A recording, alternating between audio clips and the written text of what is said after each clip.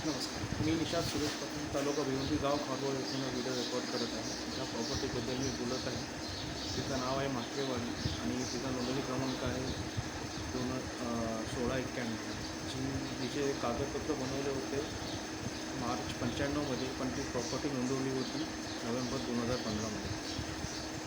हा 20 वर्षांचा अंतर आहे आणि एवढा मोठा अंतर ठेवण्यात येतं का, तो सगळ्यात पहिले प्रश्न आहे.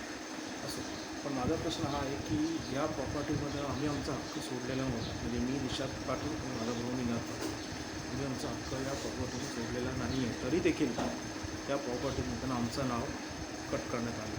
आणि हे नाव जेव्हा काढलं त्याची दोन वेगळी कारणं दिली होती. एक तर हे आहे की सुरेश पाटील हे त्यांच्या लाईफमध्ये वेल सेटल्ड आहे आणि त्यांना या प्रॉपर्टीने काही इंटरेस्ट नाही.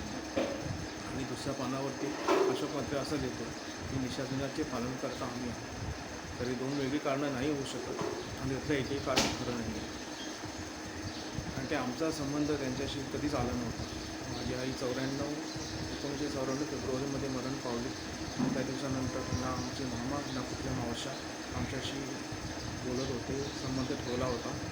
फक्त हा दस्त जेव्हा नोंदवला 21 नोव्हेंबर 2015, त्याच्या ठीक एक दिवसा अगोदर अशोक लक्ष्मण म्हात्रे, रश्मी म्हात्रेचा संपर्क का रश्मी अशोक म्हात्रे, खरं नाव काय माहिती नाही, पण हे दोघेजण आणि अजून 2-3 मावशा आले होते. आमची सही केला आहे दस्तावर. तो दस्त होता रिन्यूज. तो पण कागद मी अपलोड केलेला आहे, शेवटला तुम्ही बघू शकता. पण त्या कागदावरती मी सही नाही केली. ते न करता सुद्धा आमचं नाव काढलं.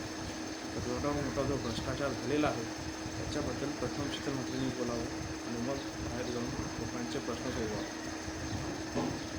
एवढंच मला बोलायचं आहे. जय हिंद, जय महाराष्ट्र.